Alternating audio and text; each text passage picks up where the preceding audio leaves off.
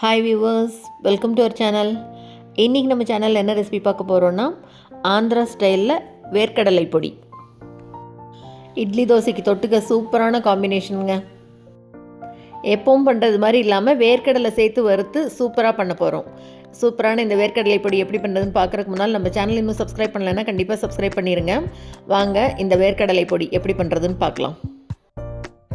இதுக்கு ஒரு பேனில் 1 கப் அளவு வேர்க்கடலை பாருங்கள், தோலெல்லாம் உரித்து க்ளீன் பண்ணி எடுத்து வச்சுருக்கேன். அந்த வேர்க்கடலை இதில் சேர்த்து வறுத்துக்கலாம்.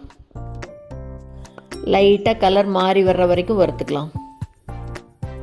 தோல் இருக்கிற வேர்க்கடலையாக இருந்ததுன்னா வறுத்துட்டு அப்புறம் கூட தோலெல்லாம் எடுத்து க்ளீன் பண்ணிக்கலாம்.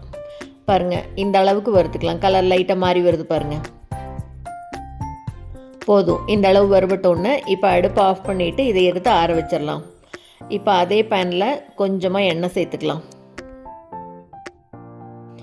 இப்போ 1 டேபிள் ஸ்பூன் அளவு கடலைப்பருப்பு, இது கூடவே 1 டேபிள் ஸ்பூன் அளவு உளுத்தம்பருப்பு, ரெண்டையும் சேர்த்து லேசாக வறுத்து விட்டுக்கலாம். பருப்பு ரெண்டும் கொஞ்சம் வறுபடட்டும். பாதி அளவு வறுபட்டோன்னு இப்போ இது கூட கொஞ்சமாக ஒரு சின்ன துண்டு புளி சேர்த்துக்கலாம். இது கூடவே 1 கொத்து கருவேப்பிலை. இப்போ இது எல்லாத்தையும் சேர்த்து நல்லா வறுத்து விட்டுக்கலாம். பருப்பு ரெண்டும் நல்லா பொன்னிறமாக வரணும். பருப்பு நல்லா வறுபட்டுருச்சு பாருங்கள். இந்த அளவுக்கு கலர் மாறணுன்னு இப்போ அடுப்பை ஆஃப் பண்ணிவிட்டு இதை எடுத்து ஆற வச்சிடலாம். இப்போ மறுபடியும் அதே பேனில் கொஞ்சமாக எண்ணெய் சேர்த்துட்டு காஞ்ச மிளகாயை வறுத்துக்கலாம். மிளகாயை தனியாகவே வறுத்துக்கலாம். மிளகாய் நீங்கள் உங்கள் காரத்துக்கு தகுந்த மாதிரி பார்த்து சேர்த்துக்கோங்க. நான் 10லேருந்து 12 மிளகாய் சேர்த்துருக்கேன்.